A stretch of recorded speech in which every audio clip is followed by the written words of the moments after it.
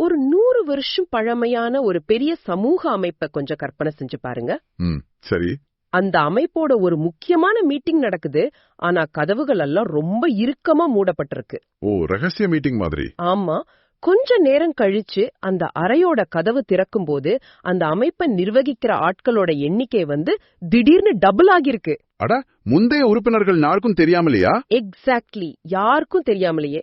ஏதோ ஒரு corporate thriller படத்தோட கிளைமேக்ஸ் காட்சி மாதிரி இருக்குல்ல. கண்டிப்பா, கேக்குறதுக்கே கொஞ்சம் அதிர்ச்சியா தான் இருக்கு. ஆனா இது கற்பனை இல்ல, இது நிஜமாவே சௌராஷ்டிர மத்திய சபையில, அதாவது சௌராஷ்டிர மத்திய சபான்னு சொல்லப்படுற அந்த அமைப்புல இப்போ நடந்துகிட்டு இருக்கிற ஒரு விஷயம்தான். உங்களை இந்த ஆழமான அலசலுக்கு வரவேற்கிறோம். இந்த நிகழ்ச்சியில் நம்ம பேச போறது ஒரு சாதாரண நிர்வாக சிக்கல் இல்ல. நம்ம கையில இப்போ நிறைய ஆவணங்கள் வந்திருக்கு. நிறையவே வந்திருக்கு. ஆமா, 1973, 2013, அப்புறம் 2022 ஆண்டுகளுக்கான பதிவுச் சான்றிதழ்கள், 2021 முதல் 2024 வரையிலான காலகட்டத்தோட ஈஸி மீட்டிங் அழைப்பிதழ்கள் நம்ம கிட்ட இருக்கு. அது மட்டும் இல்ல, நிதி அறிக்கைகள், சமீபத்திய ஆன்லைன் வெரிஃபிகேஷன் ஆவணங்கள், அப்புறம் ஒரு கசிந்த ஆடியோ பதிவு, இது எல்லாமே நம்ம கையில இருக்கு. சரியா சொன்னீங்க. இந்த தரவுகள் எல்லாமே ஒரு பெரிய கதையை சொல்லுது. ஆனா இங்க ஒரு விஷயத்த நான் ஆரம்பத்திலேயே ரொம்ப தெளிவா சொல்லிட விரும்புறேன். சொல்லுங்க. இந்த ஆடியோக்களிலும் சரி, கடிதங்களிலும் சரி, பல உணர்ச்சிகரமான குற்றச்சாட்டுகள் முன்வைக்கப்பட்டிருக்கு. ஆனா நம்ம வேலை எந்த தரப்பிற்கும் வக்காலத்து வாங்குவதோ இல்ல தீர்ப்பு எழுதுவதோ கிடையாது. ஆமா, நாம எந்த பக்கமும் சாய போறதில்லை. கண்டிப்பா. வங்கி நோட்டீஸ்கள், பதிவுத்துறை ஆவணங்கள், அதாவது பேப்பர்ல என்ன இருக்கோ அதை மட்டும்தான் நம்ம பார்க்க போறோம். ஏன்னா தரவுகளுக்கு எந்த உள்நோக்கமும் கிடையாது இல்லையா? 100க்கு 100 உண்மை. ஒரு வெளிப்படையான நிர்வாகம் இப்படி திடீர்னு முடக்கப்பட்ட பேங்க் அக்கவுண்ட்கள், ரகசியமான கூட்டங்கள்னு அந்த நிலைக்கு போச்சு அப்படிங்கறத புரிஞ்சுக்கிறது மட்டும்தான் நம்ம நோக்கம். ஓகே, இப்போ இந்த விஷயத்த கொஞ்சம் விரிவாக அலசுவோம். எங்கேருந்து ஆரம்பிக்கலாம்? தற்போதைய குழப்பங்களை புரிஞ்சுக்கணும்னா நாம நேரா இப்போ நடக்கிற பிரச்சனைக்கு வரக்கூடாது. முதல்ல இந்த சபையோட வரலாற்று பின்னணியை கொஞ்சம் பார்க்கணும்.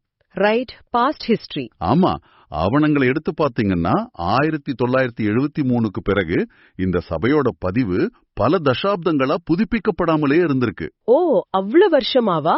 ஆமாம். ஒரு நீண்ட இடைவெளிக்கு பிறகு 2013ல திரு இ. சாந்தராம் அப்படிங்கிறவரால தான் அது திரும்பவும் புதுப்பிக்கப்பட்டிருக்கு. அதுக்கப்புறம் பாத்தீங்கன்னா 2021 முதல் 2024 வரையிலான டாக்டர் வி. ஆர். ராஜேந்திரன் அவங்களோட தலைமையிலான நிர்வாகம் வருது. ஆமா, ஆவணங்களை பொறுத்த வரைக்கும் இது ஒரு மிக முக்கியமான காலகட்டம்னு சொல்லலாம்.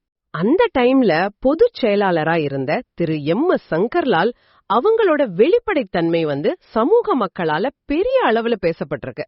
குறிப்பா அந்த 2022 சேலம் பதிவு. அந்த பதிவு ரொம்ப சுவாரஸ்யமான விஷயம். ஒரு புதிய பதிவை ஏற்படுத்துறதுக்காக அவங்க 10க்கும் மேற்பட்ட கூட்டங்களை நடத்திருக்காங்க. 10 கூட்டங்களா? ஆமா, நேரடி மீட்டிங்கள், ஜூம் மீட்டிங்கள்னு எல்லாரையும் ஒருங்கிணைச்சு பேசியிருக்காங்க. எனக்கு இங்கே ஒரு சின்ன சந்தேகம். ஒரு சாதாரண பதிவுக்காக ஏன் இவ்ளோ மீட்டிங்ஸ் நடத்தணும்? அதுதான் வெளிப்படைத்தன்மையோட அடிப்படை. 100 வருஷ பழமையான ஒரு அமைப்புல பல தரப்பட்ட மக்கள் இருப்பாங்க, பலவிதமான கருத்துக்களும் இருக்கும் இல்லையா? அதுவும் கரெக்ட் தான். இது ஒரு சின்ன கம்பெனி கிடையாது. 4 பேர் உட்கார்ந்து பேசி முடிவெடுக்க, அனைவரோட ஒருமித்த கருத்தை, அதாவது கன்சென்சஸ் கொண்டு வரது ஒரு மிகப்பெரிய நிர்வாக சவால். ஓஹோ, அப்போ எல்லாரையும் சம்மதிக்க வைக்கணும். ஆமா, அத அவங்க மிகச்சிறப்பா செஞ்சிருக்காங்க. எல்லாரையும் கலந்து ஆலோசிச்சு சம்மதம் வாங்கின பின்னரே 26 மே 2022 அன்னைக்கு சேலம் மேற்குல சபையை பதிவு செஞ்சிருக்காங்க. இது ஒரு கூட்டு குடும்பத்துல சொத்து வாங்கும் போது வீட்ல உள்ள எல்லாரையும் உட்கார வச்சு பேசி சம்மதம் வாங்குற மாதிரி இல்லையா? எக்ஸாக்ட்லி, அதே மாதிரிதான். இது ஒரு ஜனநாயக அமைப்போட மிகச்சிறந்த செயல்பாடு. அது மட்டுமல்லாம இன்னொரு முக்கியமான விஷயமா ஆவணங்கள்ல நான் பார்த்தேன்.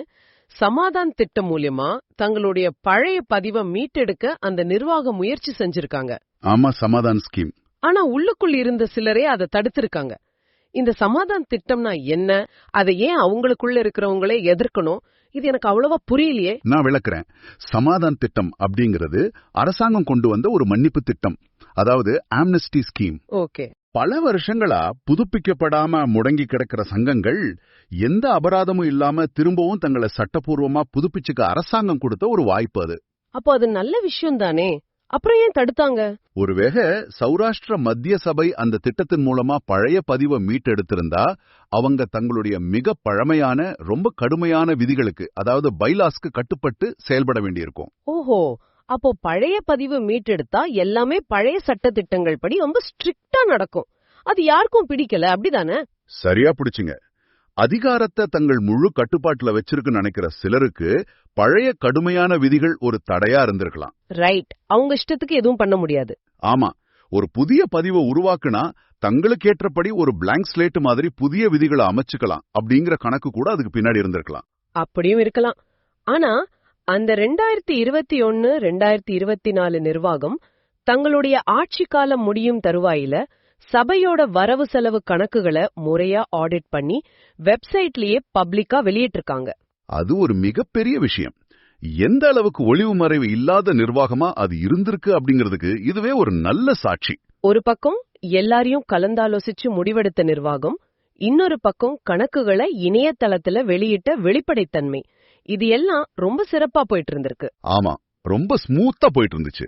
ஆனா இவ்வளவு நேர்த்தியா நடந்துட்டு இருந்த ஒரு அமைப்பு திரு சுரேந்திரபாபு தலைமையிலான 2024-2027 ஆட்சிக்கு வந்த உடனே எப்படி தலைகீழா மாறுச்சு அப்படிங்கிற இடத்துக்கு இப்ப வருவோம்.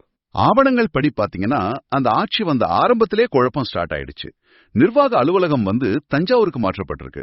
அது மட்டும் இல்ல, முதல் பொதுச் செயலாளர் திரு ரவிசன் அவங்கள ஓரம் கட்டிட்டு தன்னிச்சையா 2வது பொதுச் செயலாளர் நியமிக்கப்பட்டிருக்காரு. ஒரு ஜனநாயக அமைப்புல இது ஒரு மிகப்பெரிய ஆபாயமணி. ஆபாயமணினா அவ்ளோ பெரிய தப்பாது? கண்டிப்பா. பைலாஸ் படி முதன்மை பொறுப்புல இருக்கிறவங்கள எந்த ஒரு முறையான விசாரணையோ இல்ல பொதுக்குழுவோட ஒப்புதலோ இல்லாம ஓரம் கட்டுறது சாதாரண விஷயம் கிடையாது. ஓ, அப்போ அது ரூல்ஸ்க்கு எதிரானது. ஆமா, அது ஒரு அதிகார கைப்பற்றல் மாதிரி. இப்படிப்பட்ட தன்னிச்சையான முடிவுகள் தான் சபையோட அடுத்த கட்ட வீழ்ச்சிக்கு அடித்தளமா அமைஞ்சது.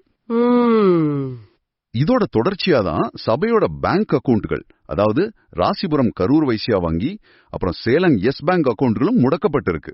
ஒரு நிமிஷம் நிறுத்துங்க. பேங்க் அக்கவுண்ட் முடக்கங்கிறது இப்போ கேவைசி அப்டேட் பண்ணாததாலயோ இல்ல பான் கார்டு கொடுக்காததால கூட நடக்கலாமே. இத போய் ஏன் ஒரு பெரிய நிர்வாக சீர்கேடுன்னு நம்ம சொல்லணும்? நீங்க கேக்குறது நியாயமான கேள்விதான். ஆமா, 100 வருஷ பாரம்பரியம் கொண்ட சபையோட அக்கவுண்ட் முடக்கப்படுற அளவுக்கு என்ன நடந்திருக்கும்? பேங்க் சிஸ்டம்ல இதெல்லாம் சாதாரணமா நடக்கிறது தானே?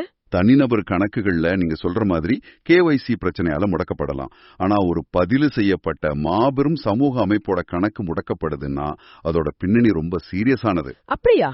என்ன ரீசனா இருக்கும்? வங்கிகள் எப்போதுமே அமைப்புகளோட கணக்குகளை இவ்வளவு சாதாரணமா முடக்கிட மாட்டாங்க. யார் உண்மையான தலைவர், யாருக்கு சட்டப்பூர்வமா கையெழுத்து போடுற அதிகாரம், அதாவது ஆத்தரைஸ்டு சிக்னட்டரி அதிகாரம் இருக்கு அப்படிங்கறதுல ஒரு குழப்பம் வரும்போது மட்டும்தான் இந்த நடவடிக்கை எடுக்கப்படும். ஓஹோ, அப்போ 2 பேர் சண்டை போடுறாங்களா? அதாவது இருதரப்பினர் பேங்க் அணுகி நான் தான் உண்மையான நிர்வாகின்னு உரிமை கோரும் போதோ இல்ல சட்டப்பூர்வமான ஆவணங்கள்ல முரண்பாடுகள் இருக்கிறத பேங்க் கண்டுபிடிக்கும் போது மட்டும்தான் அக்கவுண்ட்கள் முடக்கப்படும். அப்போ இது கம்ப்யூட்டர் செஞ்ச தப்பு கிடையாது, இது தலைமைகளுக்கு இடையிலான அதிகார போரோட விளைவு. எக்ஸாக்ட்லி. அதோட விதிமீறலா வேறொரு புதிய பேங்க் அக்கவுண்ட் தொடங்கப்பட்டதா பேசப்படுற செய்திகளும் இதத்தான் உறுதிப்படுத்துது. சரி, பேங்க்ல போய் யாருக்கு உண்மையான அதிகாரம் இருக்குன்னு நிரூபிக்க வேண்டியதானே? இந்த நிர்வாகத்துல தான் எல்லாமே பதிவு செய்யப்பட்ட டாக்குமெண்ட்ஸா இருக்கே. அந்த பதிவு ஆவணங்களை பேங்க்ல காட்டுனா பிரச்சனை தீர போகுதே. இதை ஏன் அவங்க செய்யல? இங்கேதான் நாம் ஒரு மிக முக்கியமான இடத்துக்கு வரோம். அவங்க ஆவணங்களை காட்டலாம், ஆனா ஆதாரங்கள்ல உள்ள அந்த ஆன்லைன் வெரிஃபிகேஷன் ஆவணத்தை எடுத்து பாத்தீங்கன்னா ஒரு மிகப்பெரிய அதிர்ச்சி காத்திருக்கு. என்ன அது? இங்கேதான் விஷயம் ரொம்ப சுவாரஸ்யமா மாறுதுன்னு நினைக்கிறேன். ஆமா, முறையான அறிவிப்புகள் ஏதுமில்லாம தற்போதைய நிர்வாகம் சேலம் பதிவை ரகசியமா புதுப்பிச்சிருக்காங்க. ரகசியமாவா? ஆமா, அதன்படி அங்கீகரிக்கப்பட்ட உறுப்பினர்களோட எண்ணிக்கை திடீர்னு 27 இருந்து 57 உயர்ந்திருக்கு. வாவ், 27 இருந்து 57? நான் ஆரம்பத்துல சொன்ன மாதிரி இது எப்படி இருக்குன்னா, ஒரு கம்பெனியோட போர்ட் மீட்டிங் கதவை மூடிட்டு நடக்குது. கதவை திறக்கும் போது உள்ள பாதி பேர் முகம் தெரியாத புது ஆட்களா உட்கார்ந்திருக்காங்க. அந்த மாதிரி ஒரு மாயாஜாலம். நீங்க சொன்ன அந்த ஊமை மிக துல்லியமானது. ரொம்ப கரெக்டா சொன்னீங்க. முந்தைய நிர்வாகம் வெறும் ஒரு புதிய பதிவுக்காக 10க்கும் மேற்பட்ட கூட்டங்களை நடத்தி ஒருமித்த கருத்தை உருவாக்குனாங்க. ஆனா இந்த 30 புதிய உறுப்பினர்கள் எப்படி, யாருடைய ஒப்புதலோட சேர்க்கப்பட்டாங்கன்னு எந்த விளக்கமுமே இல்லையே. இதுல இருக்கிற ஆபத்தை நீங்க இன்னும் கொஞ்சம் ஆழமா பார்க்கணும். இது வெறும் புதுமுகங்கள் உள்ள வந்த கதை கிடையாது. வேற என்ன? அந்த புது முகங்களுக்கு இப்போ ஓட்டு போடுற உரிமை வந்திருக்கு. ஒரு சபையில உறுப்பினர்களோட எண்ணிக்கை எப்படி ரகசியமா டபுள் ஆக்குறது அப்படிங்கிறது ஒரு ஹாஸ்டைல் டேக் ஓவர் தந்திரம்னு சொல்லலாம். பலம் தானாகவே குறைஞ்சிடும். ஓ கரெக்ட், மெஜாரிட்டி மாறிடும். ஆமா, நாளைக்கு எந்த ஒரு தீர்மானம் கொண்டு வந்தாலும் இந்த 30 புது ஆட்களை வச்சு சுலபமா பெரும்பான்மையை நிரூபிச்சு பாஸ் செஞ்சிடலாம். அப்போ முந்தைய நிர்வாகம் இவ்ளோ கஷ்டப்பட்டு உருவாக்குன அந்த ஒருமித்த கருத்து அப்படிங்கிற அடிப்படை ஜனநாயகத்தையே இது வேற அறுத்துடுது. கண்டிப்பா. அப்படியானால் தங்களுக்கு ஆதரவான ஆட்களை உள்ள கொண்டு வந்து அதிகாரத்தை தங்க பக்கமே நிரந்தரமா வச்சுக்க நடந்த ஒரு திட்டமிட்ட நகர்வு தான் இதுன்னு சொல்றீங்களா? ஆவணங்கள் அப்படிதான் சுட்டி காட்டுது. ஆனா இப்படி எந்த ஒரு அறிவிப்பும் இல்லாம ரகசியமா செயல்பட்டா அது சட்டத்தோட பார்வைக்கு வராமலே போயிடுமா? சட்டத்தோட கண்களை அவ்வளவு ஈஸியா மறைச்சிட முடியாதுங்க. நம்ம கிட்ட உள்ள ஆடியோ ஆதாரத்தின் அடிப்படையில பாத்தீங்கன்னா இந்த விவகாரம் இப்ப சாதாரணமா இல்ல. இது தொடர்பான மனுவை விசாரிச்சு முடிக்குமாறு உத்தரவிட்டிருக்காங்க. ஓஹோ, நீதிமன்றம் உத்தரவு போட்டாச்சு. அப்போ அதற்கான விசாரணை நடக்கணுமே? நடக்குது. மதுரை மாவட்ட பதிவாளர் செப்டம்பர் 30, 2025 அன்னைக்கு விசாரணைக்கு ஆஜராகுமாறு புகார் அளித்த திரு சதீஷ் அப்படிங்கிறவருக்கும் சபையோட நிர்வாகிகளுக்கும் பதிவு தபால்ல, அதாவது ரெஜிஸ்டர்ட் போஸ்ட்ல கடிதம் அனுப்பியிருக்காரு. சரி, அந்த லெட்டர் போய் சேர்ந்துச்சா? அங்கேதான் பிரச்சனையோட அடுத்த படிமானம் ஆரம்பமாகுது. புகார் அளித்த திரு சதீஷ்க்கு கடிதம் முறையா போய் சேர்ந்துருச்சு. ஆனா சபைக்கு அனுப்பப்பட்ட அதிகாரப்பூர்வ அரசு கடிதம் அன்கிளைம்டு, அதாவது கோரப்படாதது அப்படின்னு முத்திரையிடப்பட்டு திரும்பி வந்திருக்கு. ஒரு நிமிஷம், அன்கிளைம்டுனா இதுக்கு என்ன அர்த்தம்? போஸ்ட்மேன் அட்ரஸ் கண்டுபிடிக்க முடியாமலோ இல்ல அந்த நேரத்துல ஆபீஸ்ல யாரும் இல்லாமலோ கூட தபால் திரும்பி போயிருக்கலாமே. இத போய் எப்படி நாம ஒரு பெரிய நிர்வாக சீர்கேடுன்னு சொல்ல முடியும்? ஏன்னா இது ஒரு சாதாரண கடிதம் இல்ல. இது உயர்நீதிமன்ற உத்தரவோட அடிப்படையில ஒரு மாவட்ட பதிவாளர் அனுப்புன விசாரணைக்கான நோட்டீஸ், சம்மன்ஸ். ஓகே. அதுவும் ரிஜிஸ்டர்ட் போஸ்ட்ல அனுப்பப்படுறது. பதிவஞ்சல் அப்படிங்கிறது முகவரி இல்லைனாலோ இல்ல அந்த அமைப்பே அங்க இல்லைனாலும் மட்டும்தான் திரும்ப வரும். வேற எப்ப திரும்ப வரும்? இல்லனா வேண்டுமென்றே அதை வாங்க மறுக்கும் போது அன்கிளைம்டுன்னு திரும்ப வரும். கடந்த 14 வருஷங்களா நடந்து வர்ற நிர்வாக சீர்கேடோட உச்சம் இதுன்னு தான் சொல்லணும். அப்போ அந்த லெட்டரை வேணுனே வாங்கலன்னு சொல்றீங்க? அரசாங்க ஆவணங்களை உதாசீனப்படுத்துறது அப்படிங்கிறது ஒரு தற்காலிகமான தப்பித்தாளா இருக்கலாமே தவிர சட்டத்தின் பார்வையில இது நிலைமையை இன்னும் மோசமாக்கும் தானே. கண்டிப்பா. ஒருவேளை அவங்க தொடர்ந்து இதை தவிர்த்தா விசாரணைக்கு ஆஜராகலன்னு சொல்லி அவங்க தரப்பு நியாயத்தையே கேட்காம அரசு ஒரு தரப்போச்சமா, அதாவது எக்ஸ்பார்ட்டியா உத்தரவு பிறப்பிக்க கூட வாய்ப்பு இருக்கு. அந்த ஆடியோல கூட இதுதான் பேசுறாங்க. இது இப்போ ஆரம்பிச்ச பிரச்சனை இல்ல. கடந்த 14 வருஷமாவே இந்த அமைப்பு பல நிர்வாக சீர்கேடுகள்ல சிக்கி தவிக்குதுன்னு வெளிப்படையாவே பேசுறாங்க. ஆமா, நான் கேட்டேன். ஒரு தபால கூட நேருக்கு நேர் எதிர்கொள்ள முடியாத நிலையில தான் இன்னைக்கு அந்த பாரம்பரியமிக்க சபை இருக்கு அப்படிங்கிறது உண்மையிலே ரொம்ப வேதனையான விஷயம்தான். உண்மைதான். ஒரு நிர்வாகம் வெளிப்படையா இருந்தா எதை கண்டும் பயப்பட தேவையில்ல. கரெக்ட். ஆவணங்களை நேரா கொண்டு போய் நீதிமன்றத்திலயோ இல்ல பதிவாயர்கிட்டயோ சமர்ப்பிக்கலாம். ஆனா ரகசியமா சேர்க்கப்பட்ட 30 உறுப்பினர்கள், தன்னிச்சையா மாற்றப்பட்ட பொதுச் செயலாளர், முடக்கப்பட்ட பேங்க் அக்கவுண்டுகள், இந்த சுமையை வச்சுக்கிட்டு எந்த ஒரு அதிகாரப்பூர்வ விசாரணையும் நேருக்கு நேர் எதிர்கொள்வது ரொம்ப கஷ்டம். அதனாலதான் இந்த தப்பிக்கும் முயற்சிகள் நடக்குது. சரி, நாம இப்போ இந்த ஆழமான அலசலோட இறுதி பகுதிக்கு வந்துட்டோம். ஒட்டுமொத்த ஆவணங்களையும் இந்த 2 காலகட்டங்களையும் ஒப்பிட்டு பார்த்தா ஒரு விஷயம் ரொம்ப தெளிவா தெரியுது. என்ன அது? 2021 முதல் 2024 வரையிலான காலகட்டத்துல 10க்கும் மேற்பட்ட கூட்டங்கள் நடத்தி அனைவரோட ஒருமித்த கருத்தை பெற்று உருவாக்கப்பட்ட ஒரு வெளிப்படையான நிர்வாகம் எங்கே? தற்போதைய 2024-27 காலகட்டத்துல பேங்க் அக்கவுண்ட் முடக்கம், ரகசிய பதிவு புதுப்பித்தல், எந்த விளக்கமும் இல்லாம 27 57 உயர்ந்த உறுப்பினர்கள் எண்ணிக்கை, அப்புறம் திருப்பி அனுப்பப்பட்ட அரசு நோட்டீஸ்னு செயல்படுற நிர்வாகம் எங்கே? ரெண்டுக்கும் இடையில ஒரு மிகப்பெரிய முரண்பாடு இருக்கு. இது ஒரு முக்கியமான பாடத்தை நமக்கு கத்துக் கொடுக்குது. வெளிப்படைத்தன்மை இருக்கும்போது ஒரு அமைப்பு எவ்வளவு வலுவா மக்களோட நம்பிக்கையை பெற்று இயங்கும் அப்படிங்கிறதுக்கும், ரகசியத்தன்மையும் தன்னிச்சையான முடிவுகளும் நுழையும் போது ஒரு நூற்றாண்டு கால அமைப்பு கூட எப்படி சீட்டுக்கட்டு கோபுரம் போல சரியும் அப்படிங்கிறதுக்கும் இது ஒரு நேரடி சாட்சி. சரியா சொன்னீங்க. அதாவது இதை கேட்டுக்கிட்டு இருக்கிற உங்களை நான் நேரடியாக கேக்குறேன். இதுல இருந்து நீங்க என்ன கத்துக்கலாம்? இது ஏதோ சௌராஷ்டிர மத்திய சபைக்கு மட்டுமே நடந்த பிரச்சனைன்னு தயவு செஞ்சு நினைச்சிடாதீங்க. இது நீங்க வேலை செய்யற நிறுவனமா இருக்கலாம், நீங்க உறுப்பினரா இருக்கிற உங்க ஊர் நலச்சங்கமா இருக்கலாம், இல்ல உங்க குடும்பத்தோட அறக்கட்டளையா கூட இருக்கலாம். கண்டிப்பா. அங்க வெளிப்படைத்தன்மை செத்து ரகசியங்கள் பிறக்கும் போது சட்டத்துல உள்ள சின்ன சின்ன ஓட்டைகளை பயன்படுத்தி எப்படி ஒட்டுமொத்த அமைப்பையும் ஒரு சிலர் கைப்பற்ற முடியும் அப்படிங்கிறதுக்கான மிக சிறந்த உதாரணம் தான் இது. 100% உண்மை.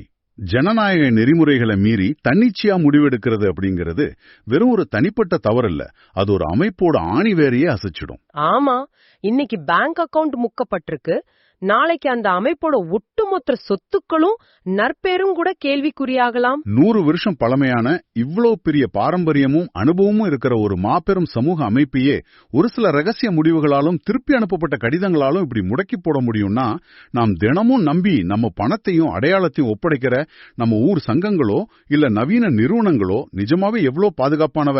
யோசிக்க வேண்டிய கேள்விதான். வெளிப்படைத்தன்மை இல்லாத எந்த ஒரு அமைப்பும் ஆபத்தானதுதான். இத பத்தி கொஞ்சம் யோசிச்சு பாருங்க. மீண்டும் ஒரு சுவாரஸ்யமான ஆழமான அலசலோட உங்களை சந்திக்கிறோம். அதுவரை சிந்தித்துக் கொண்டிருங்கள்.